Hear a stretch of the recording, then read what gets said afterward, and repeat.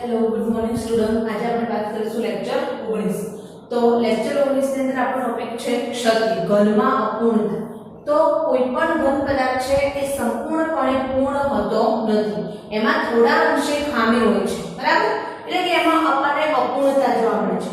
તો અહીંયા સૌથી પહેલી વસ્તુ છે કે ક્ષતિ એટલે શું?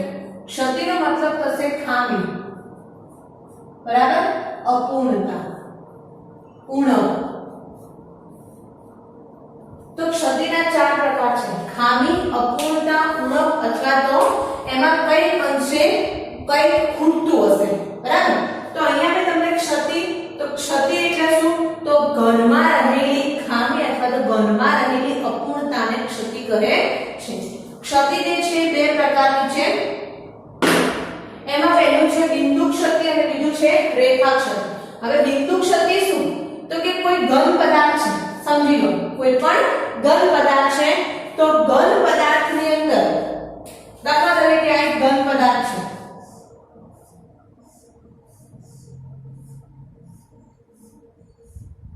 તો આ ઘન પદાર્થમાં કોઈ બિંદુના કારણે અહીંયા જે બિંદુ છે લેટિસ બિંદુ, ઘન પદાર્થમાં કોઈ બિંદુના અંદર અનિયમિતતા જોવા મળે તો એને આપણે શું કહીએ છીએ? બિંદુ ક્ષતિ। અને રેખા ક્ષતિ એટલે તો કે આ જે આખી લાઈન છે, આ આખી હરોળની અંદર આપણને જો કોઈ ક્ષતિ જોવા મળે તો એને આપણે કહીએ છીએ રેખા ક્ષતિ, બરાબર? એના પછી બિંદુ ક્ષતિ જે છે એના ત્રણ પ્રકાર છે, તત્વયુક્ત દ્વિતીય ક્ષતિ અથવા ઉષ્માગતિકીય ક્ષતિ, બિન તત્વયુક્ત દ્વિતીય ક્ષતિ અને અશુદ્ધ ક્ષતિ। એમાં આપણે પહેલું જોઈએ તત્વયુક્ત દ્વિતીય ક્ષતિ।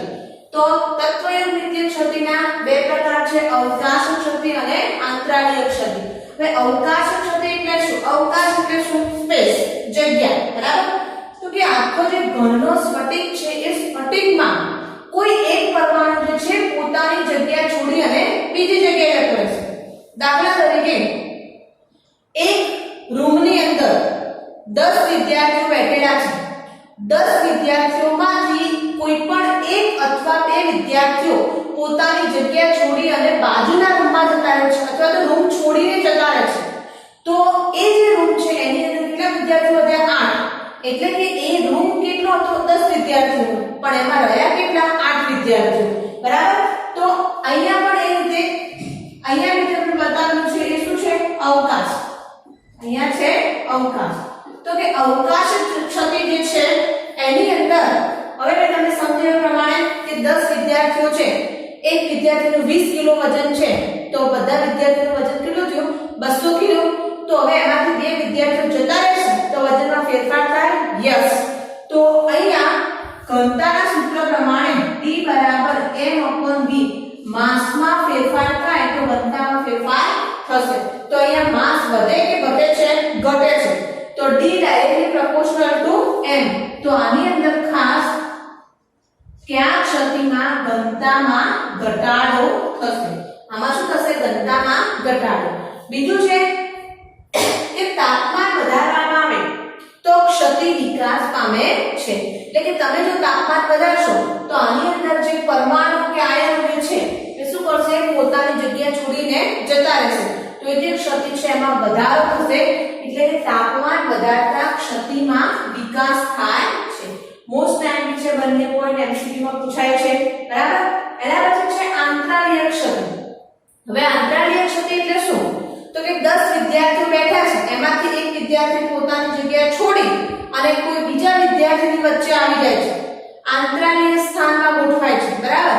થોડીક જગ્યા હોય એમાં બેસી જાય છે, તો એને આપણે કહીએ છીએ આંતરાલીય ક્ષતિ। તો એના બે પ્રકાર છે, શોર્ટકી ક્ષતિ અને ફ્રેન્કલ ક્ષતિ। તો અહીંયા મેં તમને પહેલા આપેલું છે શોર્ટકી ક્ષતિ। તો અહીંયા મેં તમને એનો ડાયાગ્રામ આપેલો છે, મોસ્ટ ટાઈમ ક્ષતિ છે આ, બરાબર? આ ક્ષતિ કેવી છે? મોસ્ટ આયન। હવે આની અંદર શું છે કે આમાં ધન આયન અને ઋણ આયન બંનેના લીધે ક્ષતિ ઉદ્ભવે છે। એટલે કે શોર્ટકી ક્ષતિ છે એની અંદરથી ધન આયન અને ઋણ આયન બંને એકી સાથે જગ્યા છોડી અને જતા રહેશે। પહેલી વસ્તુ કે બંને એકી સાથે જગ્યા છોડીને જતા રહે છે એટલે વિદ્યુતીય તટસ્થતા જળવાય છે। એના પછી આમાં ધન આયન અને ઋણ આયન બંનેનું જે કદ છે એ લગભગ સમાન છે, બરાબર? આના એક્ઝામ્પલ આપણે લેવા હોય તો લઈ શકીએ NaCl, KCl, Cl અને AgBr આ જે એક્ઝામ્પલ છે શોર્ટકી ક્ષતિના છે। હવે આની અંદર ધન આયન અને ઋણ આયન બંનેના લીધે ક્ષતિ જે છે ઉદ્ભવે છે બરાબર। બીજી વસ્તુ કે આમાં ધન અને ઋણ આયન બંને એકી સાથે બાદ કરે છે તો ઘનતામાં ફરક પડશે। હા, ઘનતામાં ઘટાડો થશે તો અહીંયા ઘનતામાં ઘટાડો થાય। બીજી વસ્તુ છે કે આ જે ક્ષતિ છે બરાબર, હવે તમે વિચારો કે આમે એક્ઝામ્પલ લખાઈ શેના છે તો NaCl નો સવર્ગાંક 6 આનો 8 તો કે એવા સ્ફટિક કે જેનો સવર્ગાંક ઊંચો હોય એની અંદર આ જે ક્ષતિ છે ઉદ્ભવે છે, એટલે કે ઊંચા સવર્ગાંક વાળા સ્ફટિક જે છે એમાં ક્ષતિ ઉદ્ભવે છે બરાબર। એના પછી આપણે વાત કરીએ તો 1 સેન્ટીમીટર ક્યુબ છે, 1 સેન્ટીમીટર ક્યુબ ઘરની અંદર 1022 આયનો હોય, 1 સેન્ટીમીટર ક્યુબ ઘરમાં 1022 આયનો હોય બરાબર। તો એક શોર્ટકી ક્ષતિ ઉદ્ભવે તો કે 1022 આયનો હોય તો એક શોર્ટકી ક્ષતિ ઉદ્ભવે તો 1016 આયનો એ કેટલી ઉદ્ભવશે બરાબર। તો અહીંયા સોરી અહીંયા આપણે કે એક શોર્ટકી ક્ષતિ છે બરાબર, અહીંયા ચેન્જીસ છે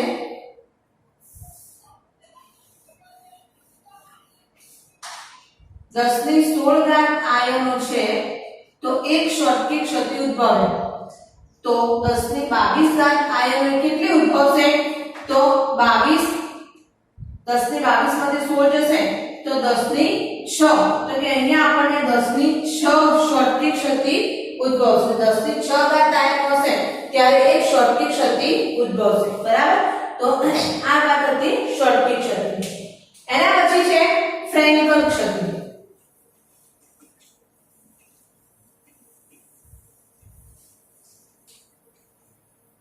હવે ફ્રેન્કલ ક્ષતિમાં શું કીધું છે તો ફ્રેન્કલ ક્ષતિની છે બરાબર, એની અંદર ધન અને ઋણ આયનમાંથી ધનાયનનું કદ નાનું હોય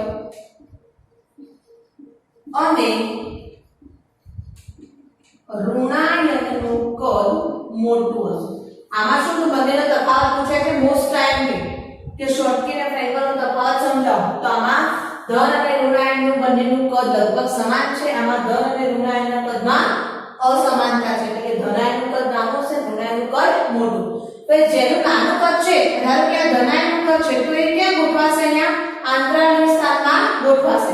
હવે આમાં ધન આયન કઈ રીતે આંતરાળની સ્થાનમાં ગોઠવાય તો મેં તમને કહ્યું કે ભાઈ 10 વિદ્યાર્થીઓ છે તો 10 વિદ્યાર્થીઓમાંથી એક વિદ્યાર્થી રૂમમાં જ બહાર જવાનું નથી, રૂમમાં 10 વિદ્યાર્થીમાંથી એક વિદ્યાર્થી ઊભો થઈ અને પેલા ખૂણામાં બેઠો છે તો ઊભો થઈને આ બાજુના ખૂણામાં આવી જાય છે તો માસમાં કોઈ ફેરફાર થાય ના, તો આમાં માસમાં ફેરફાર થતો નથી, એટલે કે ઘનતા જે છે એમાં કોઈ ફેરફાર થતો નથી બરાબર।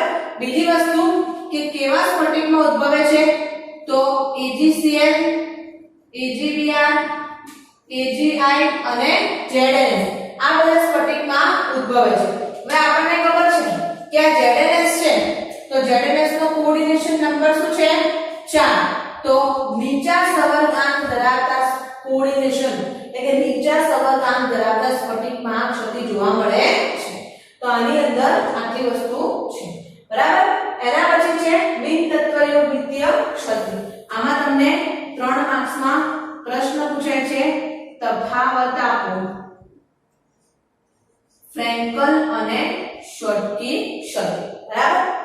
ચલો એના પછી આપણે લઈએ બિન તત્વયોગિતીય ક્ષતિ।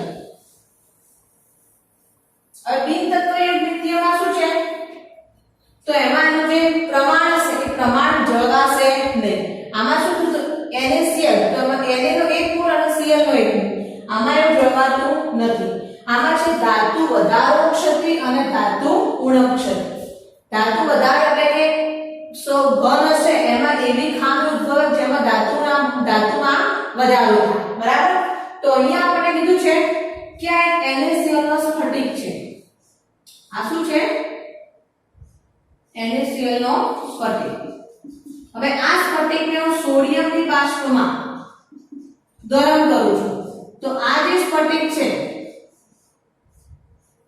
તો સ્ફટિક ઉપર શું બનશે Na આયનો હશે હવે આમાં શું થશે તો NaCl જે છે તો Na માંથી Na એક ઇલેક્ટ્રોન અને Cl ઇલેક્ટ્રોન મેળવીને શું બનાવશે Cl બરાબર તો આ જે સોડિયમના સ્ફટિકમાંથી Na આયન એટલે કેટાયનમાં ધનાયનમાં શું થાય છે વધારો થાય છે બરાબર હવે ધનાયનમાં વધારો થશે તો હવે આમાં આપણને શું જોવા મળશે તો સમજી લો કે આપણી પાસે જે NaCl નો સ્ફટિક હતો બરાબર તો એ NaCl ના સ્ફટિકમાં આવું થશે અહીંયા Na Cl minus Na Cl minus Na Cl minus Cl minus Na Cl minus Na Cl minus આવું છે તો હવે આમાં શું થશે તો કે ધીમે ધીમે Na જે છે એ બધા ઉપરની તરફ આવશે હવે Na ઉપર આવશે તો Na માંથી Na અને એક ઇલેક્ટ્રોન છે તો આ ઇલેક્ટ્રોન લેવા માટે શું થશે તો Cl જે છે એ ઇલેક્ટ્રોન લઈને Cl બનાવે છે તો અહીંયાથી શું થશે Cl જે છે ધારો કે અહીંયા Cl ઉપર આવે તો એ જગ્યાએ શું રચાશે એ ઇલેક્ટ્રોનની ઉણપ થશે તો અહીંયા આપણને શું જોવા મળશે એક F કેન્દ્ર અથવા રંગક કેન્દ્ર F ને કહેવામાં આવે છે ફાર્બેન સેન્ટર બરાબર હવે આમાં અલગ અલગ સ્ફટિક હશે તો અલગ અલગ કલર આપણને આપશે દાખલા તરીકે NaCl ના સ્ફટિકને તમે આ રીતે ગરમ કરો છો તો NaCl ના સ્ફટિક જે છે ઊર્જાનું શોષણ કરશે અને ઇલેક્ટ્રોનને ઉત્તેજિત અવસ્થામાં કરી અને એ પીળા રંગનું વિકિરણ આપણને બતાવશે બરાબર લિથિયમ ક્લોરાઇડ નું સ્ફટિક છે તો એ આપણને આછો પિંક જોવા મળશે અને પોટેશિયમ ક્લોરાઇડ જે છે આપણને જાંબલી રંગ જોવા મળશે તો આ પ્રમાણે ધાતુ વધારો છે બીજું આપણે એક એક્ઝામ્પલ છે કે ધનાયનના કારણે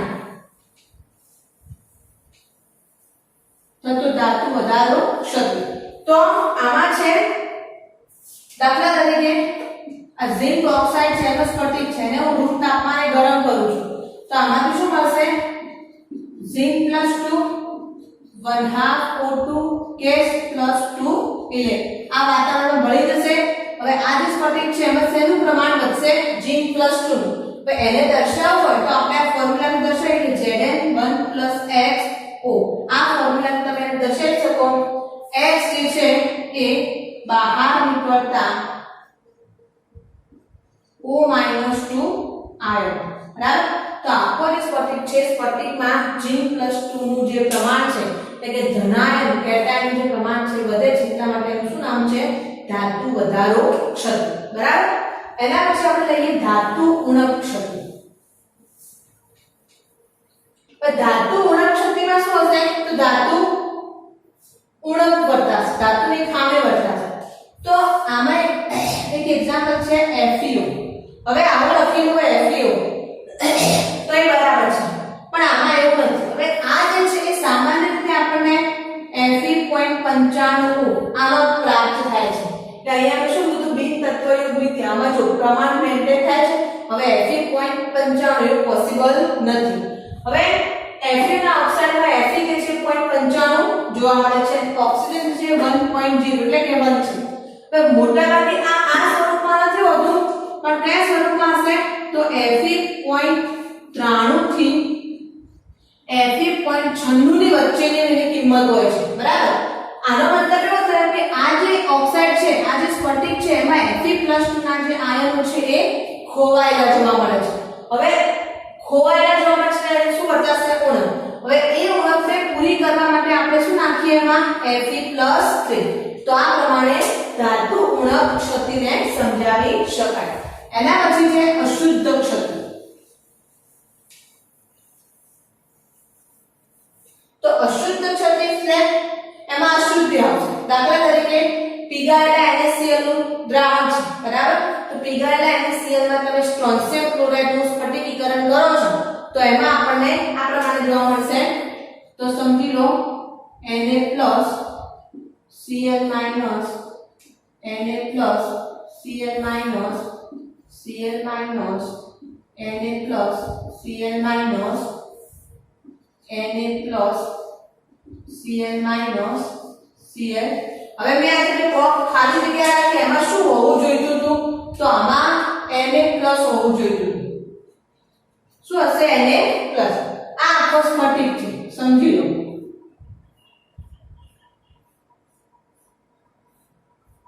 આ આખો શું છે? સ્ફટિક છે, બરાબર? NaCl નો સ્ફટિક છે આખો, તો એમાં પહેલા આવું હશે. હવે આમાં હું અશુદ્ધ ક્ષતિ, એટલે આમાં મારે શું કરવું પડશે?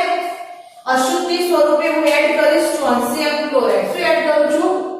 NaCl ના સ્ફટિકમાં SrCl2 એડ કરું છું, સ્ટ્રોન્શિયમ ક્લોરાઇડ. તો આમાં શું થશે? તો આ બે Na જે છે એ બે Na ગાયબ થશે, અહીંયાથી દૂર થશે અને તે એડ થશે Sr+2. એક બાકી રહેશે. કેમ બાકી રહેશે? વિચારો. તો એટલા માટે બાકી રહેશે કે અહીંયા જુઓ Na+1, NaCl માંથી શું આવશે? Na+1. હવે Sr માંથી શું આવશે? Sr+2. હવે બંને બાજુ ચાર્જને સંતુલિત, આ બાજુ ચાર્જ વિજભાર કેટલો છે? +2, આ બાજુ +1 ગુણ્યા એટલે +1. ચાર્જ સંતુલિત થાય છે? ના.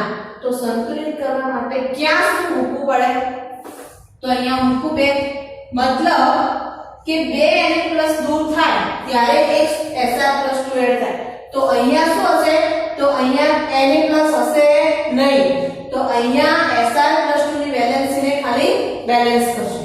તો આ પ્રકારની જે ક્ષતિ છે એને આપણે શું કહીએ છીએ? અશુદ્ધ ક્ષતિ, બરાબર? બીજું એક્ઝામ્પલ લેવું તો લઈ શકાય કે CdCl2 અને AgCl નું ઘન દ્રાવણ, બરાબર? તો CdCl2 અને AgCl નું ઘન દ્રાવણ જે છે એ પણ આનો એક્ઝામ્પલ છે, બરાબર? તો આ પ્રમાણે આપણે ક્ષતિ જોઈ શકીએ. ચલો હવે આ જે ક્ષતિ છે એ ક્ષતિને રિલેટેડ આપણે એના એક્ઝામ્પલ છે, ખાસ કરીને અશુદ્ધ ક્ષતિ અને ધાતુ ઉણપ ક્ષતિ. મોસ્ટ ઇમ્પોર્ટન્ટ એક્ઝામ્પલ છે ભુજકી ક્રિક અને બોર્ડમાં પૂછાયેલા છે, બરાબર? તો હવે આપણે લખીશું કે ક્ષતિના એક્ઝામ્પલ, બરાબર? ચલો ટોપિક તમે એટલી વાર જોઈ લો.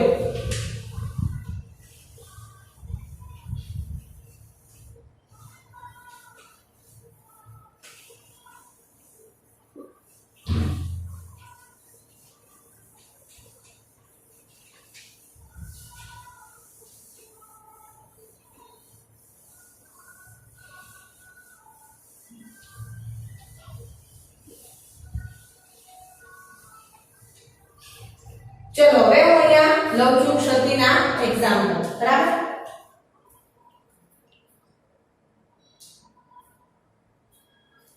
ચલો એમાં આપણે લખીશું,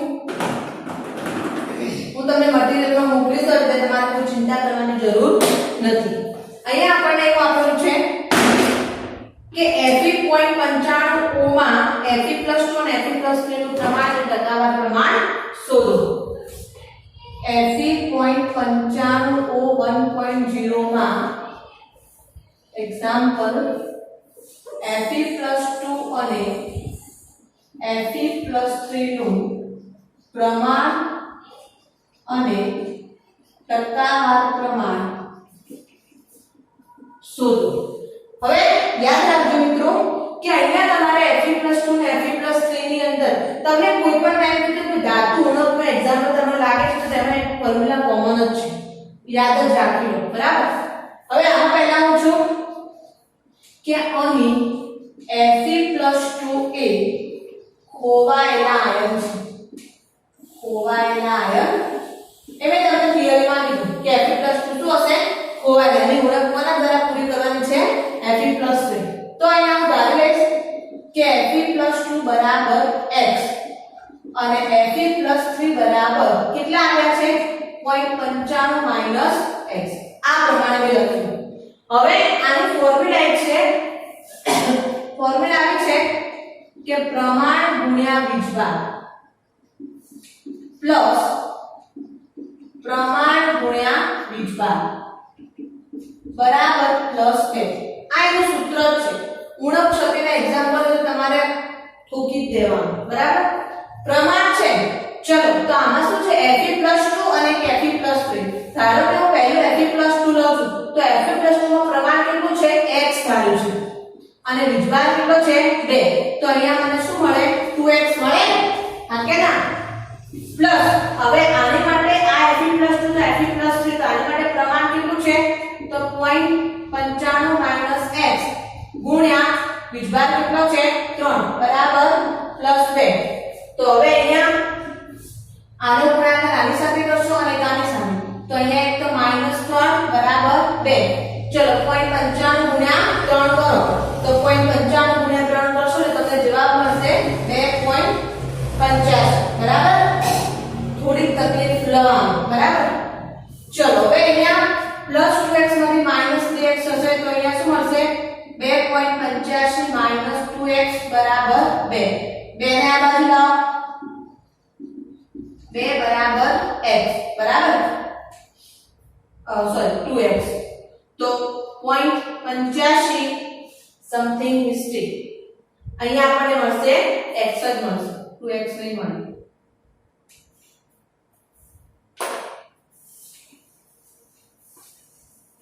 બે માંથી 3 લે તો એક જ વધે ને તો અહીંયા શું મળશે તો 2.85 2 બરાબર x તો શું વધે 0.85 બરાબર x આટલું મળ્યું હવે x શું ધાર્યું હતું તો અહીંયા પાછા અહીંયા આવો તો Fe + 2 તમને કેટલા મળ્યા 0.85 અને Fe + 3 કેટલા મળશે તો આમાંથી બાદ કરો તો 0.95 0.85 તો 0.10 આ મને પ્રમાણ મળ્યું ટકાવારી પ્રમાણ શોધવાનું છે Fe + 2 નું ટકાવાર પ્રમાણ ચલો તો કેટલાય 100% તો આપેલું જે કેટલું છે 0.95 0.95 એ 100% તો Fe + 2 કેટલું મળ્યું 0.85 કેટલા તો 0.85 ગુણ્યા 100 ભાગ્યા 0.95 બરાબર કરો કેલ્સીમાં કરો ચલો ફટાફટ તો મળશે 89.47 ચલો હવે બીજું ના કરવો બે રસ્તા છે જે ચૂઝ કરવો હોય બીજું ના કરવું હોય તો 100 માંથી આને બાદ કરો એટલું જ આવશે અને કરવું હોય તો પછી કરી શકો તો અહીંયા તો 0.95 એ 100% તો Fe + 3 માટે શું હતું 0.10 કેટલા 0.10 ગુણ્યા 100 ભાગ્યા 0.95 કરો શું આવશે 10.52 તમને મળશે 10.5 બરાબર આ પ્રમાણે તમારે ગણવું આ ગણતરી રફમાં કરો તમને કમ્પ્લીટ રેડીમેડ મટીરીયલ મૂકું છું PDF મૂકું છું એટલે કોઈ ચિંતા કરવાની જરૂર નથી તમારાથી દૂર હોય તોય તમારાથી નજીક જ છે બરાબર એટલે કોઈ પણ પ્રકારનું ટેન્શન લીધા વગર ખાલી નોટ્સ બનાવતા રહેજો બરાબર જે બી આપીએ છીએ જો એમાં પછી કામકાજ બરાબર નહીં હોય તો પછી પ્રોબ્લેમ થશે એટલે નોટ્સ કમ્પ્લીટ તમારે બનાવવાનું લખી નાખવા પ્રમાણે સમજી લો પહેલા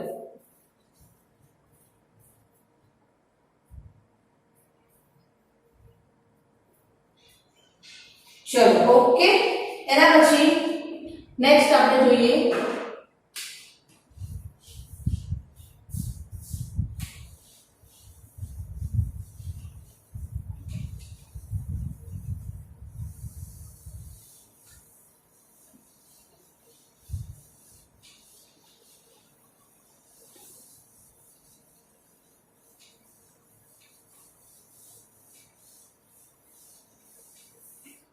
चलो एना પછી આપણે વાત કરીએ કે એક્ઝામ્પલ છે કે 7.45 ગ્રામ KCl માં જોવા મળતી ક્ષતિ કેટલી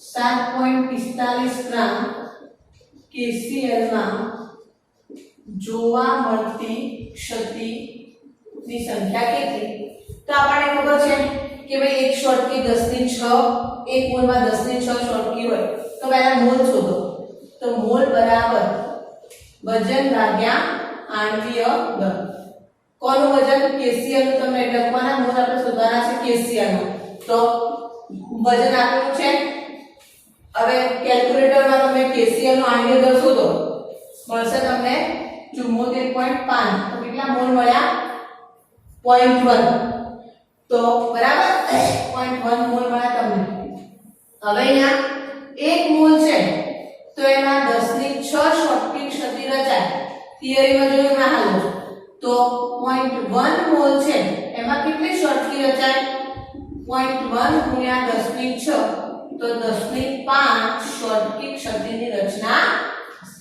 બરાબર સમજી લો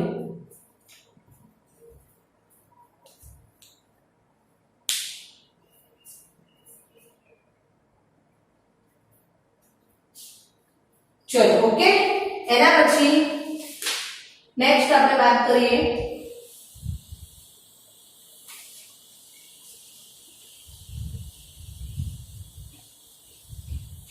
એના પછી છે કે fx માં fe + 2 7 અને fe + 3 2 હોય તો fx માં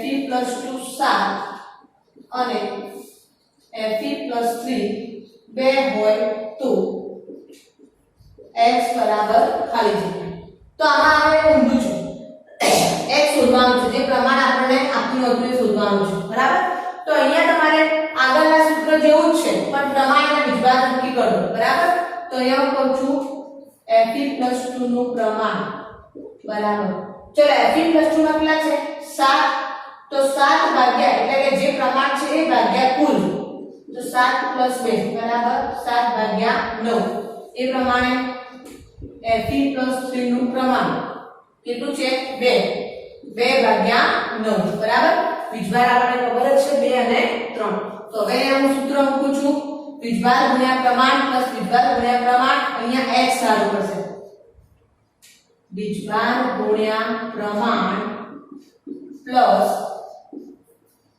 વીજભાર ગુણ્યા प्रमाण x बराबर +2 x ધારું પડશે તો બે મળશે એમને તો x મળશે નહીં બરાબર તો અહીંયા વિભાગ શું છે ચલો પહેલું fe + 2 તો 2 ગુણ્યા 7 ભાગ્યા 9 તમારે જે મરજી પ્રમાણે લઈ શકો છો કોઈ બાંધછોડ છે નહીં તમારા માટે બધી છૂટ જ છે અહીંયા 3 ગુણ્યા સોરી વિભાગ એનો 2 ગુણ્યા અહીંયા શું લઈશું આપણે हाँ fe + 3 છે એટલે વીજભાર 3 અને અહીંયા થશે 2 ભાગ્યા 9 x બરાબર 2 ચલો ઘડીઓ તો આવડે છે બધા 7 દુ 14 14 ભાગ્યા 9 પ્લસ 3 દુ 6 ભાગ્યા 9 x બરાબર 2 14 ને 6 કેટલા થાય 20 20 ભાગ્યા 9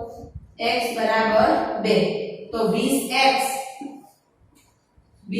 बराबर 9 दू 18 तो x बराबर 18 भाग्या 20 x बराबर 9 दू 18 भाग्या 10 दू 20 x बराबर 9 भाग्या 10 कैलकुलेटर में कर दो जे आवे जवाब x बराबर पॉइंट તમને મળશે લખી લો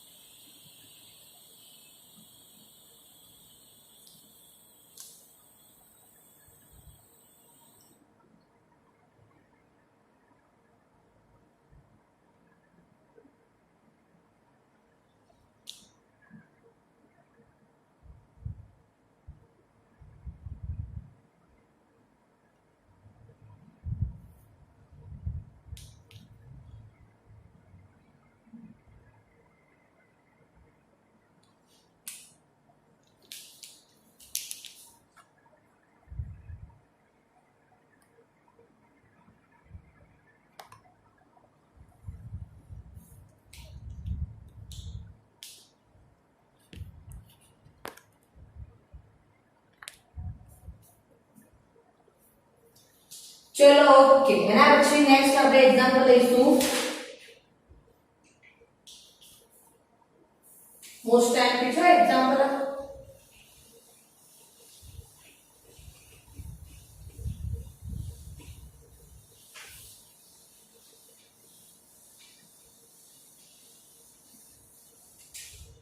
चलो एना પછી કે 5.85 ગ્રામ NaCl માં 0.120 ग्राम स्ट्रोंशियम क्लोराइड ઉમેરવામાં આવે તો સ્ફટિકીકરણને અંતે કેટલા મોલ Na+ ના બાકી રહેશે તો આમાં આપણને ગણવાનું છે બરાબર। ચલો અહીંયા હું લઉં છું પહેલું છે સાંભળી લો 5.85 ગ્રામ NaCl છે બરાબર। એમાં 0.120 ગ્રામ સ્ટ્રોન્સિયમ ક્લોરાઇડ ઉમેરવામાં કઈ ક્ષતિ થઈ આ આન્સર આપો તો અશુદ્ધ ક્ષતિ બરાબર। તો પહેલા અહીંયા હું ગણીશ કે મોલ ઓફ એટલે કે મોલ ઓફ SrCl2 તો વજન ભાગ્યા આણ્વીય દળ। બીજું મોલ ઓફ NaCl તો વજન ભાગ્યા આણ્વીય દળ બરાબર।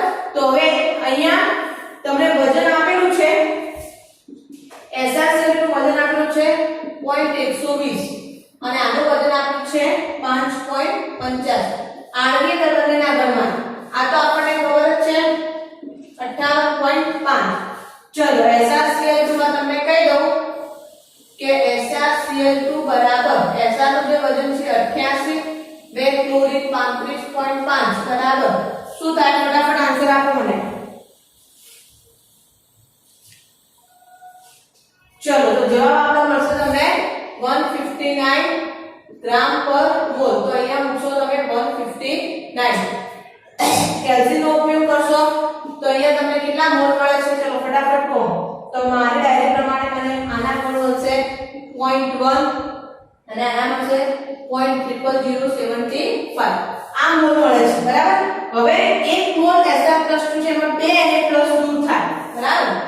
તો એક મોલ Sr+2 માં 2 Na+ દૂર થાય તો અહીંયા તમને Sr કરતા કેટલા મોલ છે તો 0.00075 મોલ Sr+2 માં કેટલા દૂર થાય તો 0.00075 * 2 કરો શું આવે જવાબ તો મારે જવાબ આવે છે 0.0150 મોલ Na+ દૂર થાય।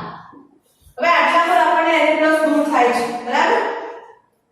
હવે આપણને શું પૂછ્યું કે બાકી રહેતા Na+ ની સંખ્યા તો જો બાકી ક્યારે સમજી લો બાકી ક્યારે રહે ધારો કે આ રૂમ છે બરાબર।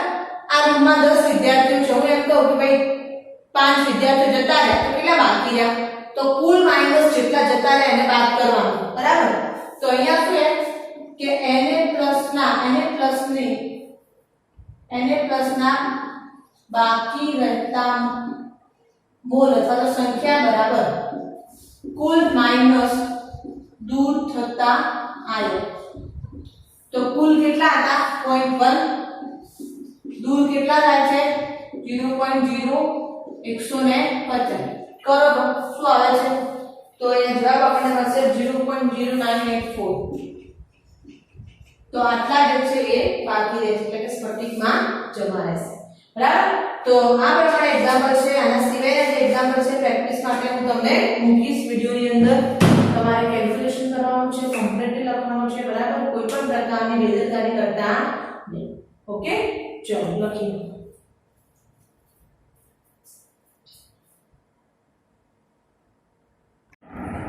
ચલો આના પછી છે ક્ષતિ તો ક્ષતિનું મટીરિયલ આ રીતે બનાવવા મેપ માઇન્ડ મેપ છે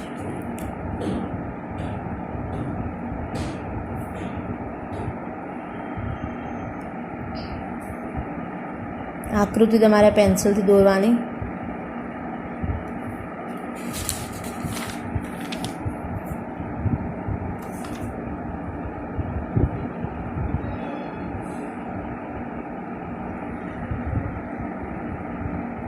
ફ્રેન્કલને વિસ્થાપન અથવા તો સ્થાનભ્રંશ સ્થાન છોડીને ગાયબ થઈ જાય છે એટલે એને એવું નામ આપ્યું છે।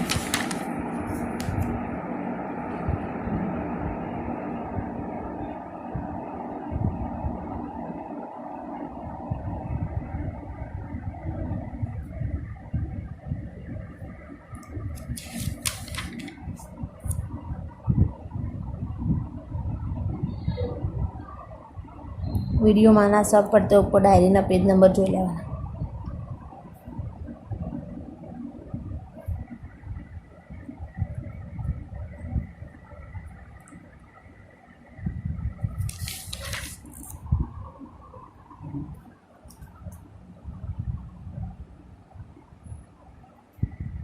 એક્ઝામ્પલ.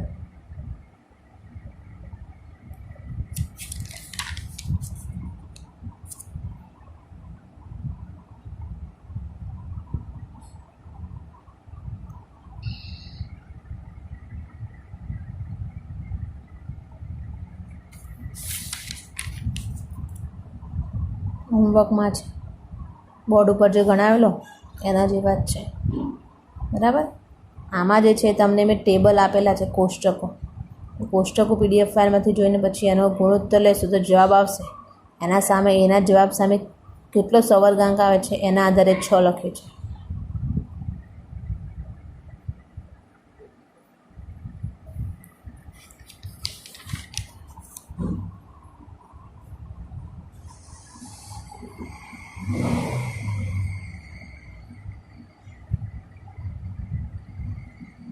મોસ્ટ ટાઈમ એક્ઝામ્પલ છે. હવે આગળ જે એક્ઝામ્પલ તો એમાં કદાચ તમને વધારાની માહિતી પૂછે તો એ આપેલી છે, બરાબર. મેં બોર્ડ ઉપર નથી કરાવેલી કારણ કે બોર્ડ ઉપર એક્ઝામ્પલમાં એટલું જ પૂછતું. ઓનલી ફોર અન્ડરસ્ટેન્ડિંગ, પૂછે તો જ આપવાનું.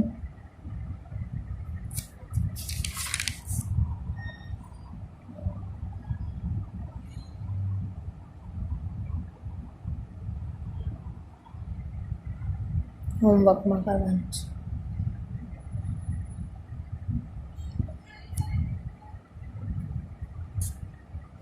ઓકે, અહીંયા સુધીનું મટીરિયલ તમે કમ્પ્લીટ બનાવી દો છો.